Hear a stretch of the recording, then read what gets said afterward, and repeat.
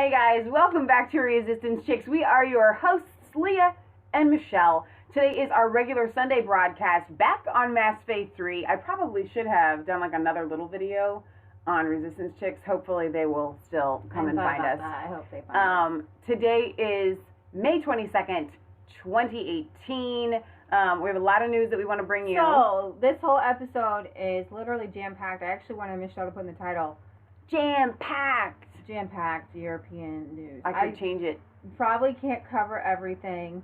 There's a lot. What do we do? What do we do when we come here on Sundays? We try to show you guys what's happening in Europe and how that affects the world over, and how it parallels what's happening here in America, because you guys have the globalists and the deep state over there. So we want to expose the darkness and bring it to light. My mom's like, the other day, she said, you know what I really want? All these people on the YouTube and all these people out there on the internet and the social media, and they're waging this battle against the globalists, and they say so many things that line up with the Bible, and I want them to know that it's in the Bible. The Bible says it has nothing to do with the works of darkness, but rather expose them. Like that. So that's what we want to do, expose the works of darkness and bring the light to them. So, somebody who's exposing darkness. Sorry, I did not know who he was until it was all over my Twitter feed, but y'all have a very famous, I can't say y'all, can I? You have a very famous musician in the UK. His name is Morrissey, Patrick Morrissey, somebody. The mic, I thought I checked that, sorry, keep going. I'm so sorry, I don't know who he is. However, he is making waves this week by things he has said in support of Brexit, against Sharia law, supporting like UKIP members, and his fans. It's funny to watch his leftist, liberal, social justice warrior fans say, you know what, I'm just going to listen to his music, I'm not even going to think about it.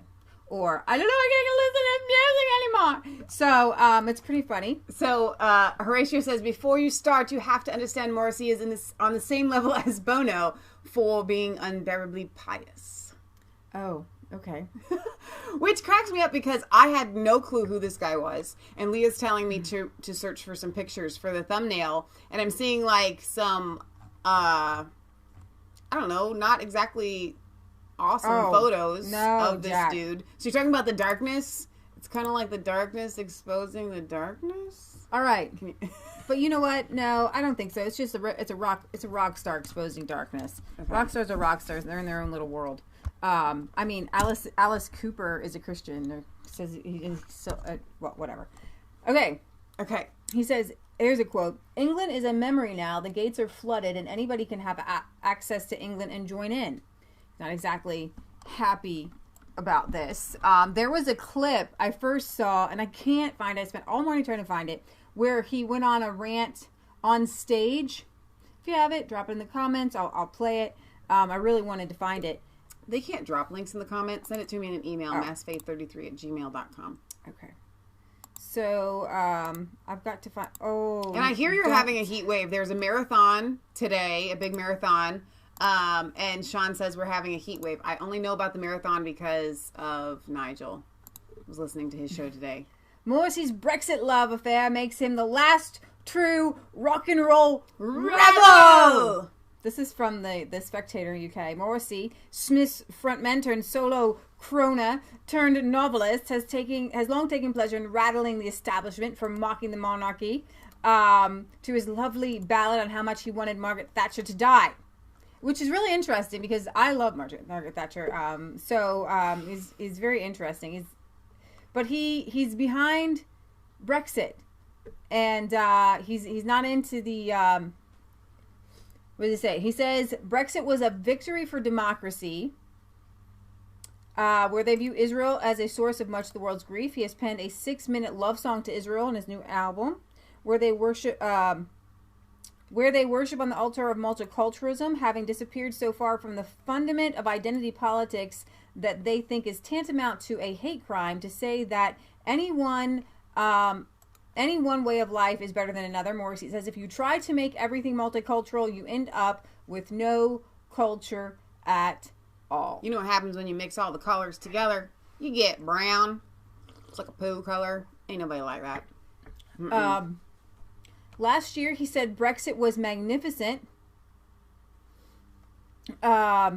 This author saw him perform at the Hollywood Bowl in LA last week and was amazed to hear him stir. Now, this is what I wanted. See, that's what I was trying to find. Shut it down. I know I saw this. I know I saw the same thing you did, whoever the article is. He got everybody to chant Brexit. It's obviously Brexit. been taken down. You're trying to find something that has been removed. Okay. On purpose. 17,000 people, he got them to say Brexit, Brexit over and over. At the tail end of his new single, Jackie's Only Happy, when she's up on stage. As a proud Brexiteer, I can say this was possibly my favorite live music moment ever. In an interview with Der Spiegel, published last week, and this is what got him into so much fan trouble. Wasn't what he did at the concert. It wasn't his comments before. The stir and the buzz around him right now is in this interview. Is that a German interview? Der Spiegel. Der Spiegel, I believe it is. Morrissey explained his Brexitphilia. Brexit was an act of rebellion, he says. The people said yes, even though Westminster said no. The public ignored the media and decided for themselves. Voters defied an establishment that was telling them if we leave the EU, we will all die. And that makes Brexit the greatest democratic victory in British politics in many, many years. I read today that he doesn't even vote. He does. Interesting. Preach. This is clearly a man in touch with his roots in the working class north where millions voted leave. He's got a song. He's from Manchester. Oh. Irish blood, British heart or something like that. So okay. English heart. Yeah. That's the only song I listened to today. Sorry. Do we know any of his songs? I don't think so. Okay. Preferring their established insurgency to the fearful pleas for status quo stability made by the cultural elite. He's also taken on to singing praises of Israel, which we've known from Labour. They have some issues there. But still, I think that's kind of weird. There's some issues. They're very anti-Semitic, which is the fastest route to banishment in the politically corrupt set. He wants to be cast out. In Israel, the haunting closing track on his new album, Low and High School, he sings, "And they who rain abuse upon you, they are jealous of you as well. Love yourself as you should, Israel." See, now all of our conspiracy theorist people are just going to lose their minds with that one. In his Der Spiegel interview, he slams the BDS, the Boycott, Divestment, Sanctions movement that encourages artists to steer clear of Israel as if it were a uniquely toxic nation. And that is true. That's you have to look at what's behind. Like, there are elements of truth in things. Okay, Israel does the same kind of deep state nation building things that America does, right? But there are countries that are significantly worse that the UK and the people in the UK are not banning, and that people don't have these great conspiracies about. Right. Right? You see that Saudi Arabia is literally sending Wahhabi preachers to preach death and suicide bombing in the UK. But you don't see people out in front of these mosques saying, boycott, boycott, boycott, boycott Saudi Arabia, send them home, send them home. Speaking of Saudi Arabia, there was no coup. No coup. It was not a thing. There was no coup. I get a message from Horatio this morning, and he's like, and by the way, it's pronounced Riyadh. And I was like, so you were stalking our video that we did at Grant's Farm yesterday, because that's the only time I actually said it out loud. Like, what did we say? Riyadh, whatever. You know what? Whatever. There was no coup. For those of you that there was kind of a coup thing, you want to tell them what it was? The drone went into their airspace, and they were shooting it down. Shut it down. All right, so he says, it's absurd and narrow-minded. It means forbidding freedom of speech. How refreshing to see a popular entertainer stare down the self-righteous BDS lobby and its censorous forbidding of artistic mingling with the good people of Israel. And that is true.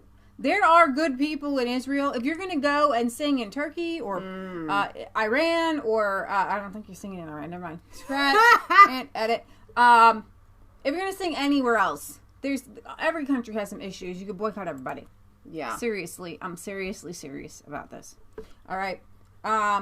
Being politically correct is wrong, he says. The crazy left, they're so extreme. You can't have any other opinion.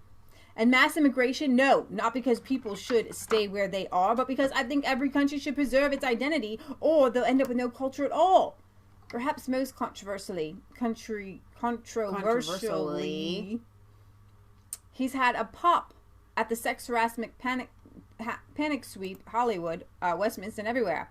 The taking down of the so-called predators has become public theater, he says. Horatio tells me this is one of his top songs.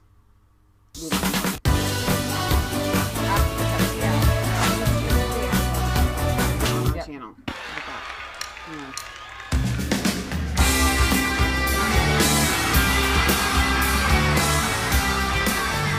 This is the video. Those of you that have literally no idea who we're talking about.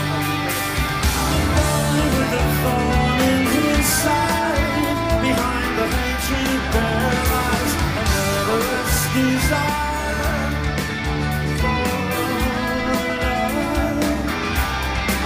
How can they look into my eyes and still they don't believe me? How can they hear me say those words? Still they don't believe me. And if they don't believe me now, will they ever believe me? And if they don't believe me now, will they ever believe me? Oh, girl.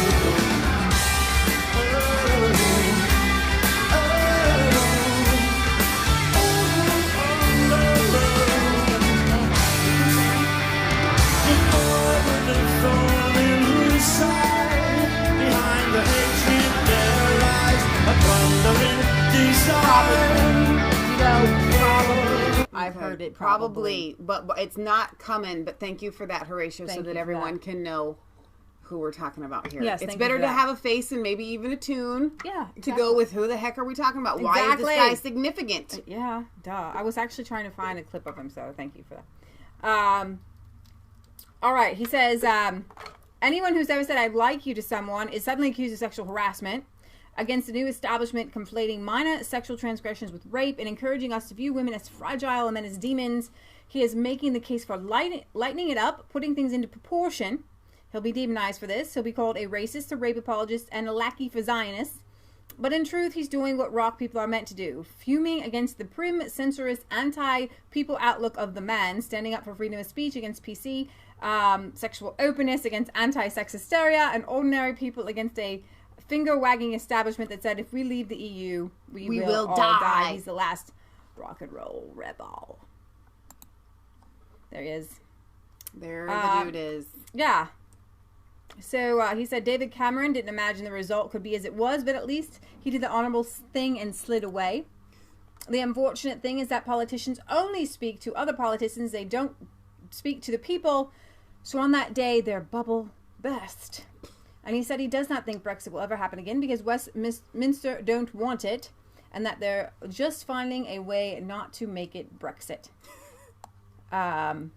The singer who was previously named Britain's second greatest living cultural icon. Okay. So I'm sorry. I love So What, and his song Tomato was very touching, and I loved it. He says, totally not gay, he looks. Singer Morrissey says Sadiq Khan can't speak properly, calls halal meat evil, and blasts mainstream media. At least he's outspoken. He's blasted the leading Labour Party figures, such as Sadiq Khan and Diane Abbott, while calling halal slaughter evil and railing against the political left, who label all right-wingers as racist. Speaking to interviewer John Riggers for his new website, Morrissey Central, the rock veteran attacked the mainstream media and even appeared to endorse Anne-Marie Waters, the new For Britain political party. Really? That's very interesting. The mainstream media will only encourage pop artists who have nothing to say. We are meant to keep our nose out of politics, even though we are all living, breathing humans and as much as part of 2018 life as anyone else. And when told he was accused of supporting Brexit, he shot back.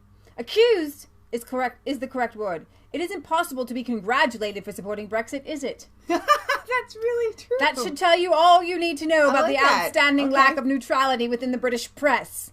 It's all a pointless argument anyway, because as you surely noticed, Brexit did not happen. The EU wouldn't allow it to happen. It is now a dead issue. The people said leave, but the EU said no. People wanted to leave the EU because of the complete erosion of freedom under EU rules, and the fair-minded majority now see it as even more frightening ways in even more frightening ways how very much they are hated by the EU.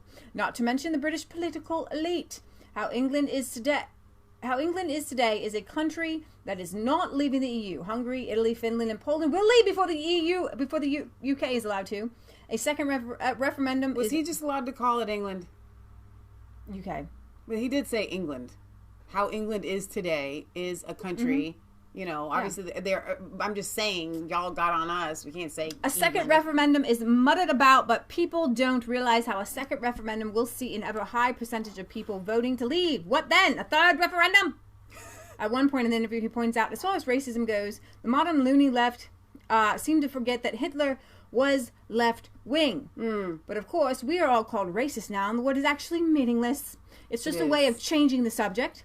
When someone calls you a racist, what they are saying is, you could actually have a point, and I don't know how to answer it, so perhaps if I distract you by calling you a bigot, we'll both forget how enlightened your comment was. That's very good. Dude, I wish this was recorded. Why am I having to read it? It would be so much better coming from his mouth. When asked about his views on voting, he replied, Labour are no longer different from the Conservatives in that they do not object to FGM, halal slaughter, child marriage, and so on, which is interesting because that's what y'all UKIP people, kind of conservatives, do. So maybe he needs to switch sides. And he is. Supporting Anne-Marie Waters. There's no more clarity. Here's the thing, though. You have to understand about UKIP, though, is... They're both parties. They are both parties. For our American viewers that don't understand it, they're not just conservative, right-leaning. They're not, because Anne-Marie is very liberal, I believe, in a lot of her views. UKIP brought together both sides, which is unfortunately why they're having trouble being cohesive now. Do you have the nerve to vote differently? If you have any concern for animal welfare, for example, you cannot possibly vote for either Conservative or Labour because both parties support halal slaughter, which, as we know, is evil. Furthermore, halal slaughter requires certification that can only be given to supporters of ISIS. And yet in England, we have halal meat served in hospitals and schools. UK law is pointless, he added. There's a new party called For Britain. They have the best approach to animal welfare, whereas no other party even bothers to mention animal welfare. The EU will not protect animals from halal or kosher practice. For Britain seem to say what many British people are currently thinking, which is why the BBC or Channel 4 News will not acknowledge him, because, well, For Britain would change British politics forever, and we can't have that. If you have animals, you really cannot vote Labour or Conservative. Give animals a break. They've done enough for you. Let them live. He's a vegan. Quizzed over his views on London Mayor City Khan. That's why he looks... The city's murder epidemic, he responded, London is debased. The mayor of London tells us about neighborhood policing. What is policing? He tells us London is an amazing city. What is amazing? This is the mayor of London, and he cannot talk properly. I saw an interview where he was discussing mental health and repeatedly said mental. He could not say the words mental health. We have somebody on Facebook Live who's never watched us before. Heather. Hello. We would like to welcome you. We are going live right now on Facebook and YouTube, but thank you for finding us on Facebook. So we are covering Europe and UK news. We do this every Sunday at 1 to bring world news back to our American viewers, which actually most of our viewers are kind of from all over the place. Yes. So if you're a Nigel fan, stick with us. If you don't know who Nigel is, you will be a fan. I want to play this. Soros-funded attempt for a second referendum has failed. Is our volume on? I don't think it's on. Could you check before I press play? It is on. It might not be as high as you want it, but it is on. I didn't hear anything coming out to the speakers. Hang on. I don't think it's up here. All right. For the Europe of Freedom and Direct Democracy, Mr. Farage. Thank you. Well, for Brexit voters, this whole thing is a slow, endless... Making it bigger. It's not playing, though. Agony. We didn't vote for a transition deal. We voted to leave. Now, I'm not in the least bit surprised by the intransigence of Mr. Barnier and the EU's negotiating team. They have got to defend their empire, which, of course, is coming under sustained assault from voters everywhere, in particular, the recent wonderful results in Hungary. But in the face of all of this, the British have rather blinked. And you get the impression that the Prime Minister doesn't really believe in Brexit. She's just carrying out the will of the people. So I'm concerned that we're headed for a really very bad deal from a British perspective. We've already conceded too much money, too much authority for the European Court of Justice. We're betraying our fishing communities. Oh, and open door immigration. The primary reason we voted Brexit continues with no end in sight. We're headed for Brexit in name only, so I'm pretty frustrated, and I think 17.5 million people are. But there is one bit of really good news. The George Soros-funded attempt headed up by Tony Blair and others, to get the British to have a second referendum. You know, the old trick that was tried on Denmark and Ireland in the past, that is now run into the ground. There isn't going to be a second referendum, and we are going to leave on the 29th of March next year. The historic break is coming, and once we're a sovereign country once again, we will be able to unpick this mess. So there's more good news than bad news. Well, isn't that encouraging? Thank you, Nigel. That's quite an uplifting speech. More good news than bad news. So, if you missed us on Friday, there is a petition to, I'm going to refresh it here. This morning it was 86,000. Let's see what it is now. Moving up. There's a petition to give the electorate a referendum on the abolition of the House of Lords. And if it Oh my gosh, those signatures have gone up since the last time I saw it. Just a few days ago. It keeps going up. It does keep going up. They should reach their goal in no time. Speaking of petitions. Wait, I need to tell people, once they reach 100,000, then it has to go to the House. And they have to talk about it. Are you going to tell him, or is Nigel going to tell him? All I can say is the House of Lords is stuffed full of former MPs, party donors, spivs, former European commissioners. They're a London-based clique. Most of them are mates of Blair's and Cameron's. The whole place is a complete and utter disgrace. And the sooner we close the whole shooting match down and replace it with an elected Senate, the better. So I wanted to let you know that that's happening. It's up in the works right now. What were you going to say? So speaking of petitions, and I'm going to put the link to both of these petitions in our description after the video is done processing. And that is our dearest friends in Poland from IPP TV and Make Poland Great Again are putting forward a petition, and I really want all of you guys to sign it and share it. You may not be aware, but there was a plane crash in Smolensk.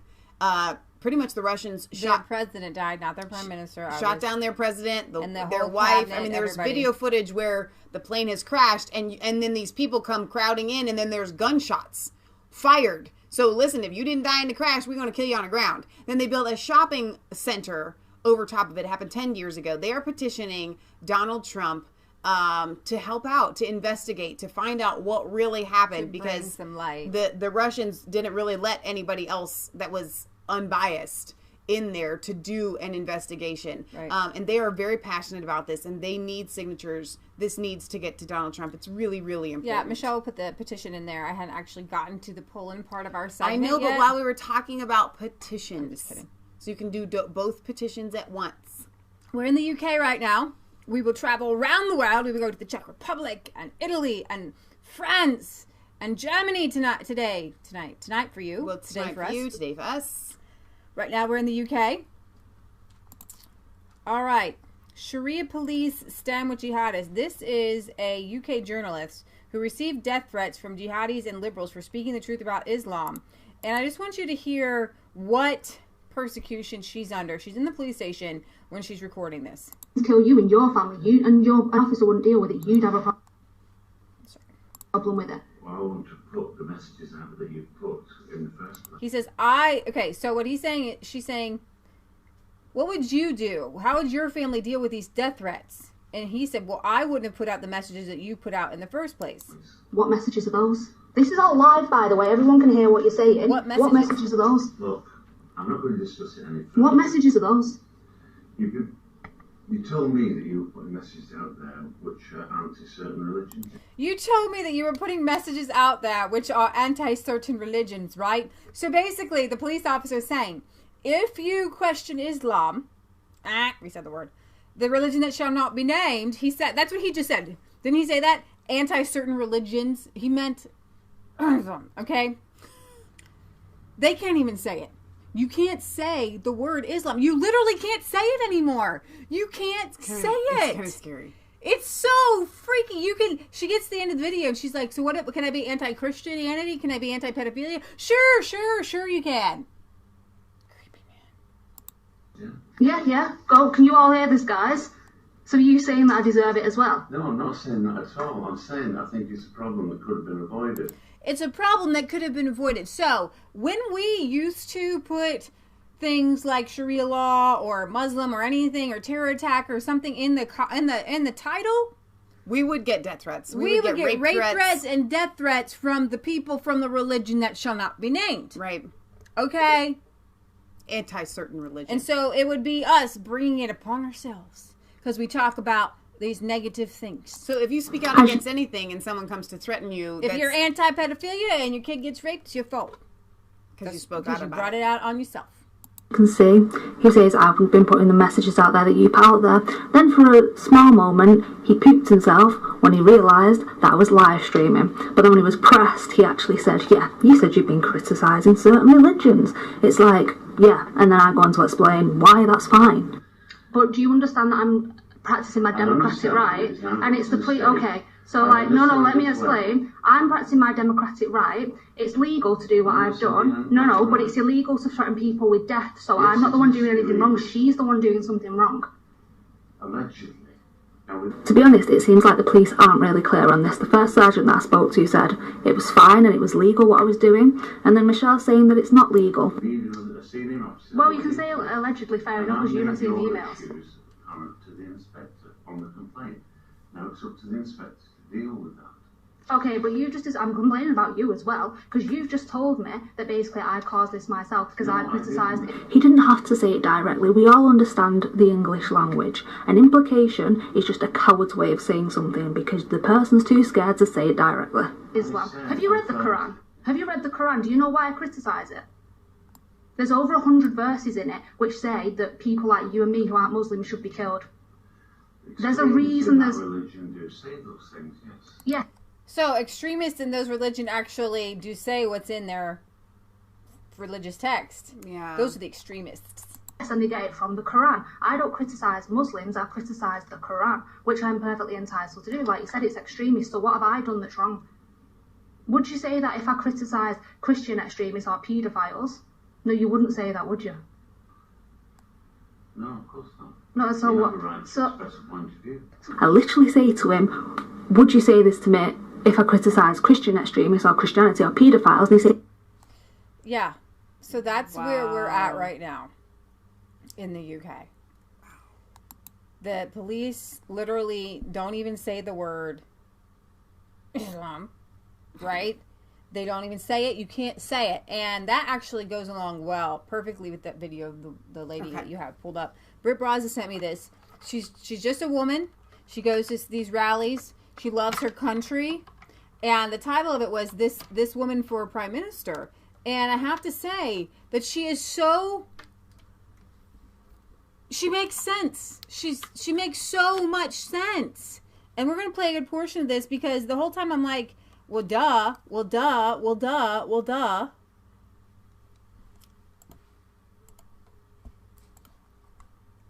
what your name is? Carol. Carol. Okay, Carol. So, Carol, what does this mean to you today and what it's all about? What it's about today is the fact that our government have knowingly let our children down. They've let the British people down. They have knowingly signed us up to the Barcelona Declaration, which is something that nobody's allowed to talk about. But it empowered the African and the Muslim world to come into this country freely. All this movement of people, mass movement of people, supposedly being humanitarian, is nothing of the sort. It's organised, it's orchestrated. You even had NGOs ferrying them across from the Libyan coast to Italy. Funded by George Soros. I'm pulling up the chat on my phone because I can't see it when I'm okay. She is doing her research. Mm-hmm. She's watching the videos. She's watching YouTube's. She's doing news journalism and research. Right. That's not on the BBC. Right. And so I'm impressed with her because, you know, no offense to her age, but a lot of people her age aren't tech savvy. Mm-hmm. But she's on the ball with everything that we cover. That's awesome. Funded by probably George. If you say that, you're an anti-Semite. This is how crazy it is. Stifled with political correctness is an absolute nonsense. Mm-hmm. You know, if we can't discuss the major issues that are upsetting this country at this moment in time, then I don't know where we go. But keep trying to shut down free speech, Yeah. which is what the government are doing. I mean, they've recently, in the past 2 weeks, 3 weeks, they've banned 4 people from coming into the country that want to give speeches. And one of them, ironically, was a speech about free speech. You know, I mean, how nonsensical is that? I mean, it's just, it's transparent now. People that are aware can see what is happening. Yeah. Twitter accounts are being closed down. What are they doing about the other side of the coin? You know, this. I'm supposedly a far-right extremist because I object to what is happening in my country. I object to the fact that I'm not even allowed to say the Islam word without being censored and condemned and called names. I'm not. It's a climate they've developed over so many years. It's been very subtle. It's been building and building and building. I'm obviously an older lady. I won't give you my age, but I'm an older lady. You look very well on it. And I've seen the changes. I've seen how we've been suppressed, how things have got to the stage where we can't talk about what we want to talk about. You know, we're just not allowed to say it anymore. I write to You should never, you don't silence older people anyways, right? They have learned, they have been through history. Right. This is their country just as much as everybody else's. The Bible calls them the hoary heads because their white hair equals wisdom. She's not a hateful person. She wants to be able to talk about these things. And literally she can be, and it's the same thing happening in Sweden, right? They're putting all the older people like in jail and silencing them. Isn't that crazy? It's mind-blowing. It's like to Theresa May, I write to government and officials. I don't even get an acknowledgement letter. You would think you've actually just recited a poem to me. Let me get this poem. Our precious children's innocence, our precious children's future, our precious children's lives, our precious children's innocence that's been stolen by their lies. We march to show our masters that we see right through their scheme. We march to show our government that we'll shatter their evil dream. We march to show our backbone. We march to show our strength. We march to show our government that on ourselves we will depend. We march because we're British. We march because we're proud. We march to show our colours and we'll always shout out loud. Our government won't beat us. We will never bow the knee to the evil plans of Islam. We Britons will be free. Excellent. So do you reckon you're going to get a response No. from Theresa the Appeaser? I don't get any responses whatsoever. I don't even get acknowledgements to my emails. Yeah. And I think I don't just do it in poem form. I've sent her a few poems and they come from my heart. But I think they touch a chord with a lot of people. Of course. Because they, I don't know, they express just the desolation, I think, that most of us feel. And I do think we are desolate because we haven't got a voice and we're losing that voice. We're in an environment of the book burning age, aren't we? Yeah. Whereas if you've got certain views, you're castigated and put to one side. Now, the psychology of doing any of that to an individual is going to have an elastic effect because they're going to have kickback if you're not going to let people redress. They can't keep pushing us down because we will fight back. You know, we've lost a lot of our backbone, and certainly our politicians have lost their backbone. But we will fight back. You know, you can't push a cat into a corner and not expect it to come out fighting, and we will. And I'm not advocating violence. No, we're not at all. And none of us advocate violence. But the way they're pushing us, do you think it will happen? Do you think they know this and they're waiting for that final kick-off to then be able to fully bring the police state in? It's crossed my mind that this is what they're working to. If they push us to the point that we start to fight, then we'll be under martial law. With the amount of identity politics and how everything's so polarised, that's the only conclusion I can get. It's the polarisation that I don't understand. Nobody can debate and talk anymore. And part of that is the closing down of free speech. It happens on the university campuses. You know, they have their little safe spaces where, nobody must upset them. With crayons and teddy bears. These are people that are going to be ruling the country in 10 or 15 years' time. It beggars belief. You know, the fact that in university, where our children's minds should be as open as they're ever going to be to debate, argument, discussion, they're being closed down. They're barring people from going to give speeches. I mean, where does that end? If you're going to close opinion... universities have always been the bastions of free speech, where you could talk about anything. And now, if you're to the point of a literally right of Stalin, you are suddenly far right. Like everyone, Candace Owens is red pill black here in America, and her label is far right. She's not far right. She's a Democrat before she was a liberal. If you're anti-George Soros or anti-globalist, suddenly you're a far right extremist. There is a tiny subset of alt-righters who got pushed too far with the migration, and because they are, in my opinion, I think they're a little bit racist. I do. So I'm not going to associate with them, but I understand how they were created by the George Soros and the globalists on purpose. If you push somebody so far with the pedophile rape gangs and the fact that the immigration comes, that they come and they take over whole neighborhoods, they are not integrating, they're not becoming proudly British people. You push people too far. And then all the ingenuity that we've come to take for granted over the years, all the major speakers, engineers, it all stems This is from where opinion. good ideas come from. Exactly. Good ideas come from debating. Exactly. I've got a good idea, mine's better. Let's talk about it, let's refine it, let's make it one really good idea. So in my opinion, some of these alt-righters were created and paid for because they needed to demonize normal, rational thinking like this woman. So then they put her in the far right category. They put her in the racist category. And then suddenly she doesn't have any good ideas anymore. You don't even need to talk to her, acknowledge her anymore. Idea in the middle. Brilliant. It doesn't happen anymore. No, because you're being closed. Because the left are closing down anybody that doesn't follow their agenda. So what kind of society do you end up with when that's Well, we're what already happens? seeing it, aren't we? I mean, the behaviour of the left, Antifa and all these others, I mean, why that isn't a proscribed group, I don't know. I think they are in America, aren't they? Yeah, they need to be here because they're intimidating. Yeah. I've met them face to face. Fascists. They are fascists, yeah. The anti-fascists are now the fascists. Yeah. Everything on the political spectrum is arse about face, excuse my language. Nothing is what it purports to be anymore.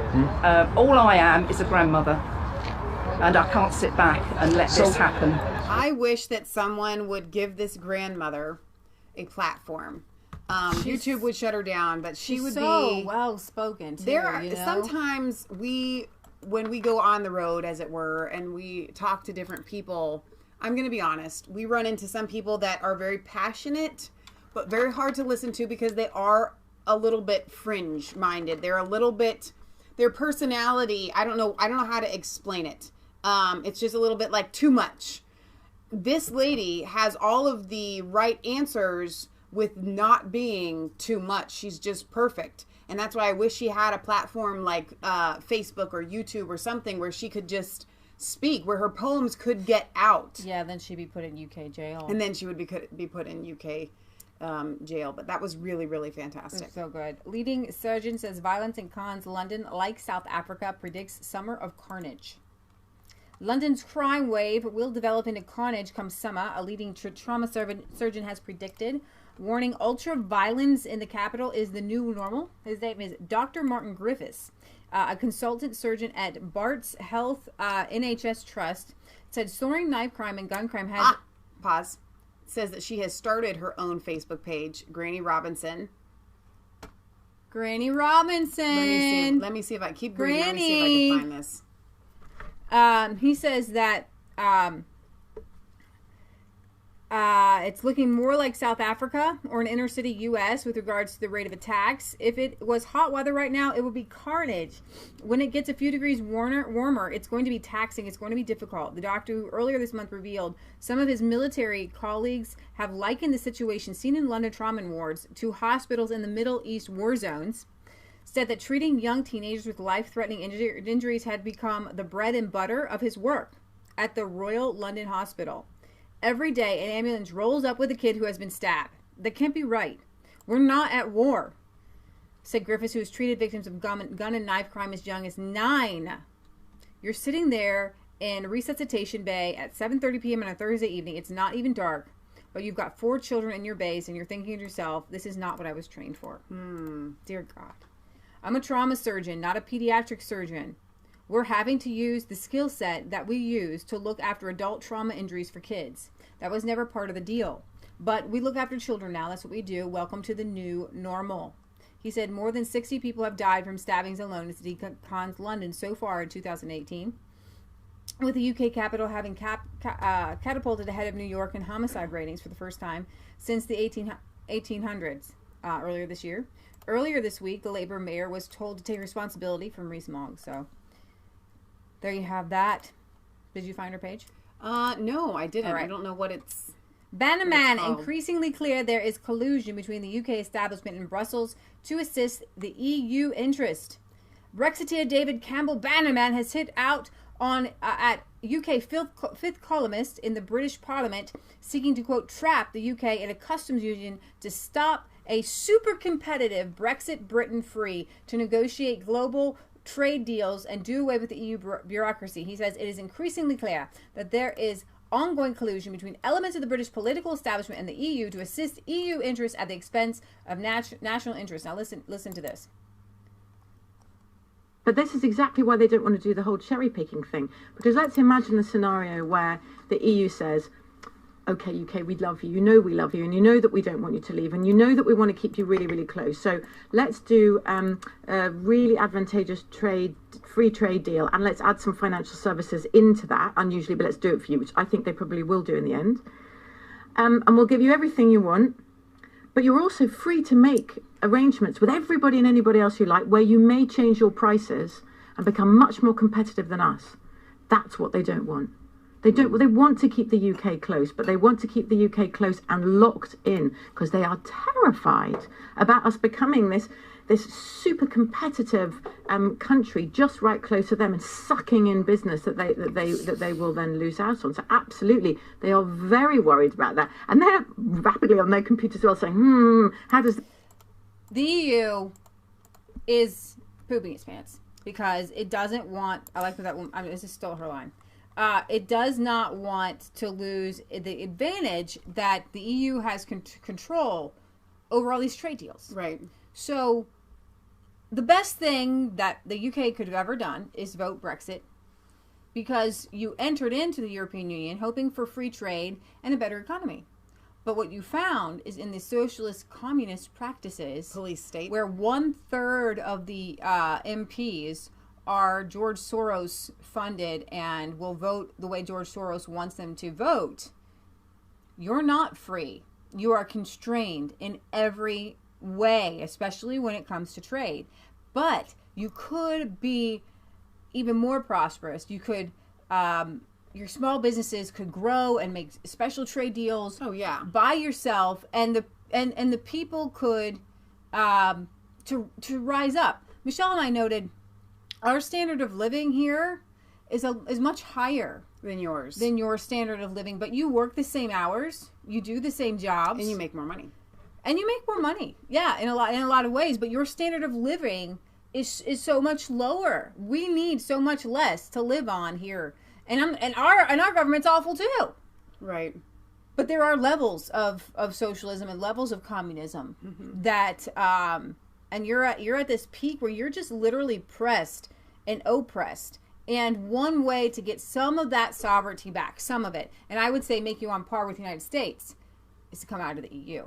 Yeah. And maybe not, because you got that NHS, man. That just sucks. Yeah, that really dry. Yeah.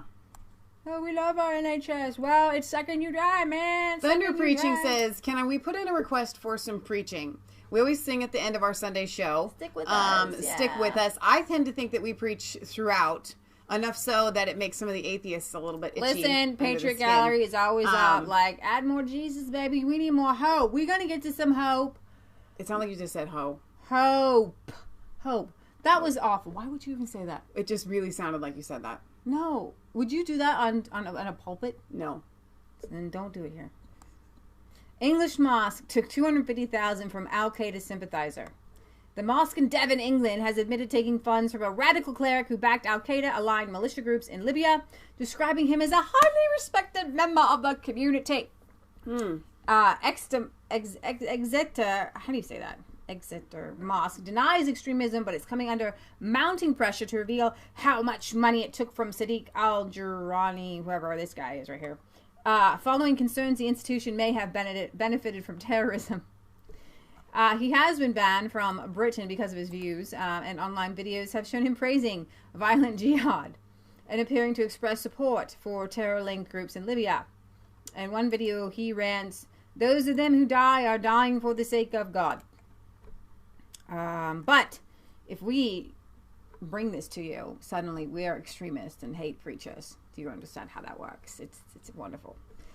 Did we have the name of the young lady that she sounded like she was from Yorkshire that you were playing? Black girl, I don't know her name. I do not know. She's adorable. I really like her too.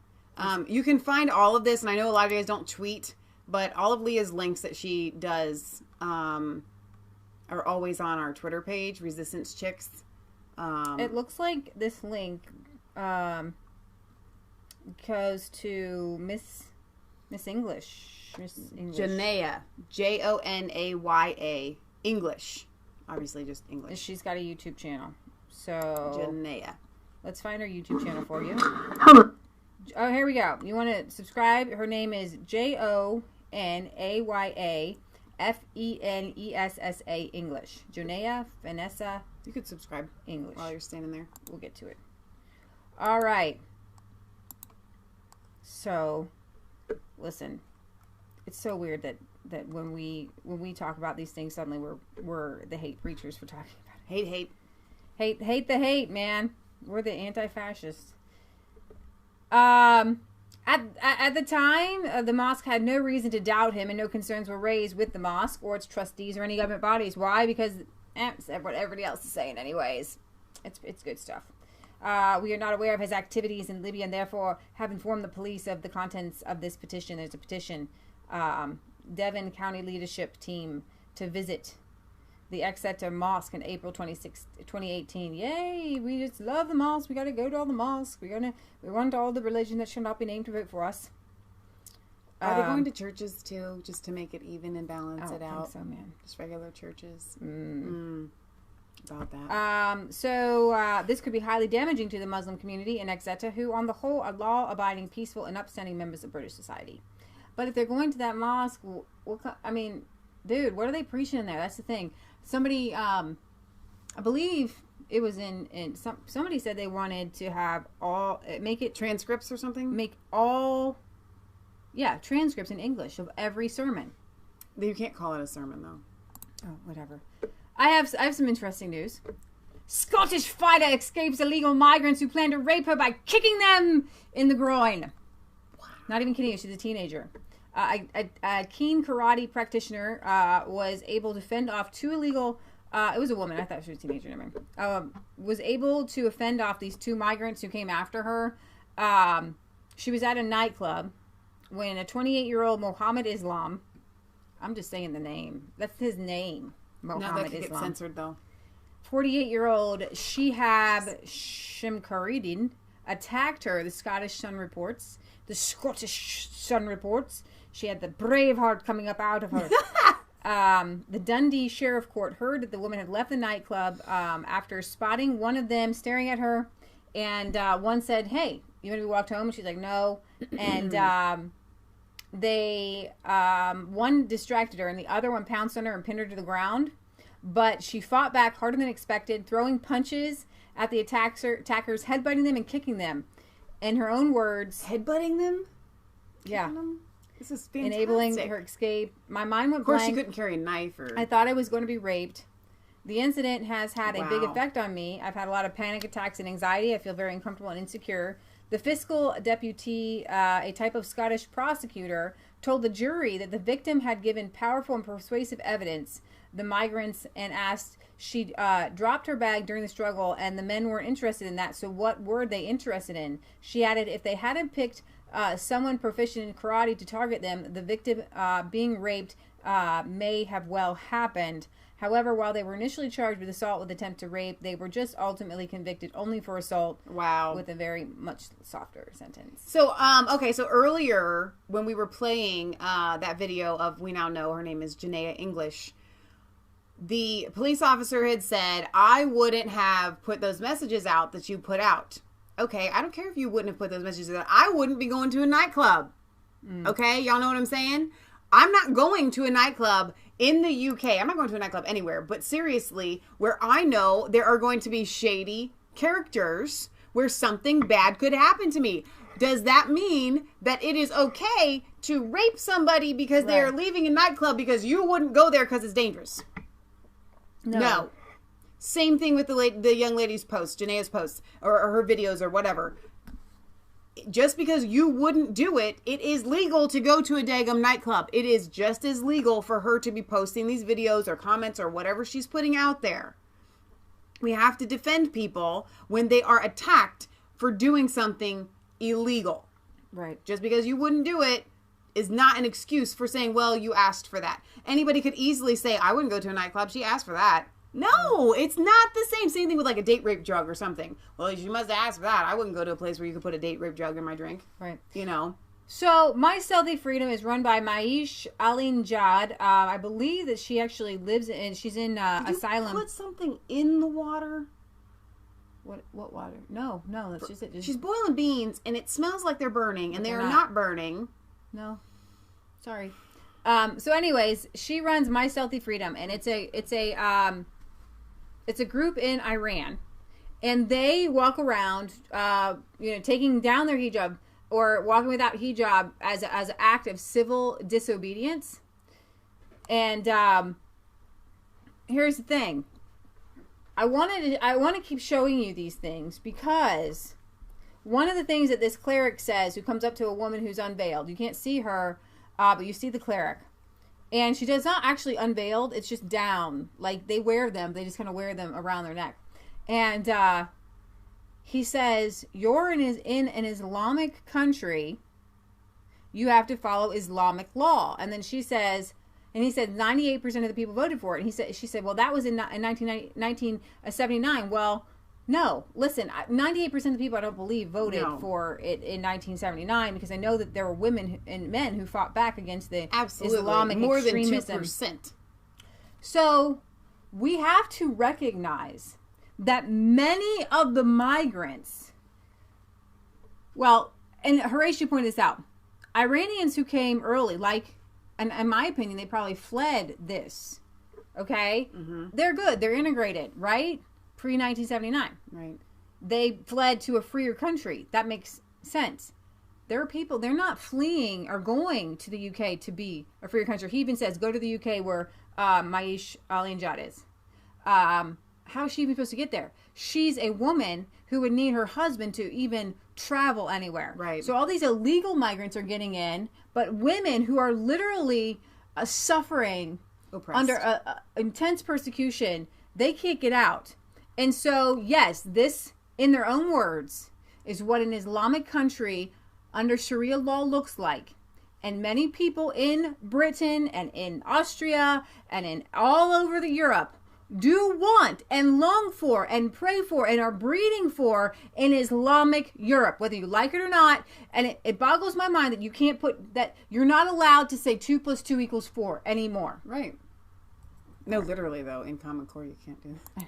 I'm going to read to that. Why do you do that? Come here so we can talk. It's called White Wednesdays, by the way. They wear white hijabs on Wednesdays. Hello, hi. You're living in the Islamic Republic. Right or wrong, it has its own law. You can always protest bad laws, right? Bad laws aren't worth being respected. You're living in this society. You're obliged to obey all the laws. No, not obliged. You can do civil disobedience when you don't like a law.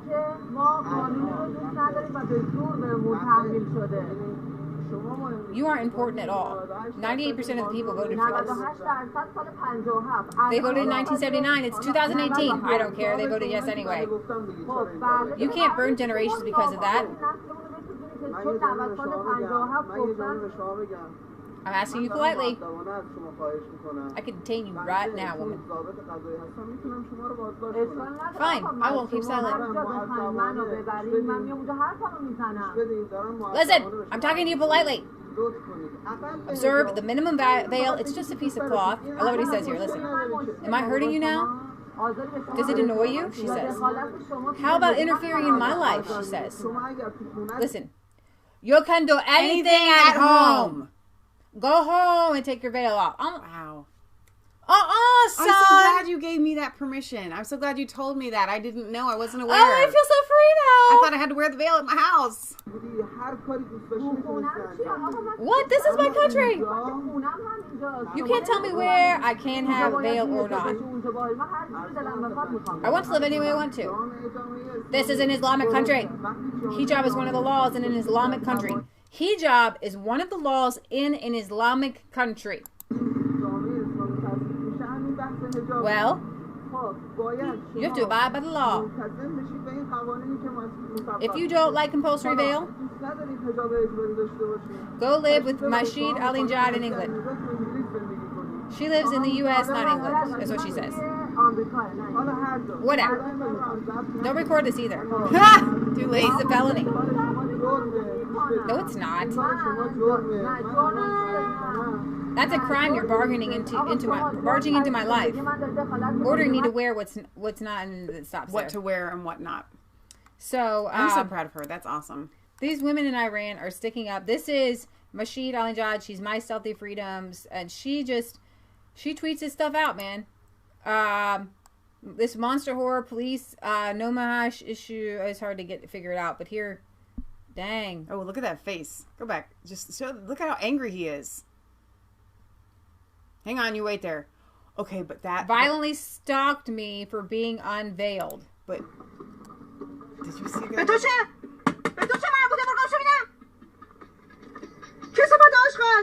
Did you see the little thing they had for his motorcycle? Can I just say that this is toxic masculinity? Yeah. But it's not coming from being a male. It's coming from a male. From being their religion that shall not be named male. That's what it's coming from. But hang on, go back and I don't know if they saw the little thing on the bike. I mean, that's really adorable. When he gets on his bike and then that thing goes back into place, that really makes him look super awesome. I'm sorry, it just tickled me. So here's what some of the women are doing. They're just the good news is that a lot of these women who are just walking around, they get a camera behind them and they walk through Iran, and some people support them, and people are getting used to it, and I appreciate what they're doing. That is awesome. There was one video, I don't know if you guys saw it, where a woman was literally violently attacked. Wow. With no means to defend herself. With no means to defend herself. I don't think you guys quite understand the gravity of what these women are doing when they take the veil off. It's not just the threat of being arrested, okay? Because if they are in a religion that shall not be named country, they can legally be attacked for this. I remember somebody on our Facebook, these religion apologists. These look like police officers. They are. Allowing this to happen. Yeah. They've got her yanked by the hair. She's covered, dude. Her arms are covered. Her legs are covered. She's covered to... I mean, this is in French, because there's a lot of French women who are supporting her. Is this one it? Here it is. Look at it. She has it on her head. It's not on properly. She's got her hair coming out the back.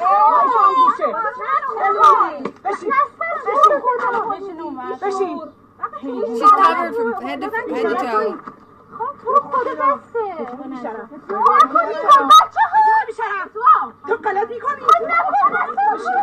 Then they just uncovered her head all the way. Somebody on our Facebook, some of these apologists were like, I didn't see how they actually beat her. It's not that big of a deal.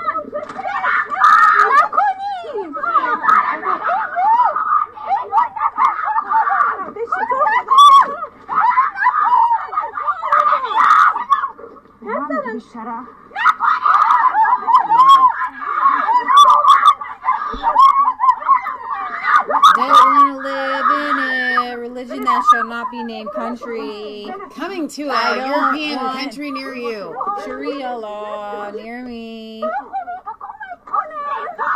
these people are possessed by the devil. They are. They are. These people in this video are. This is like literally the Salem witch trials times a million.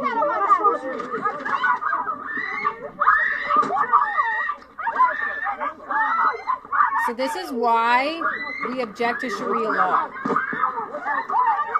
Nobody's forced to wear the hijab.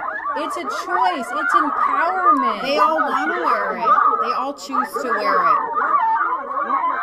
They love to wear the hijab. That's what they get up every day. That's their thing that they do with Allah.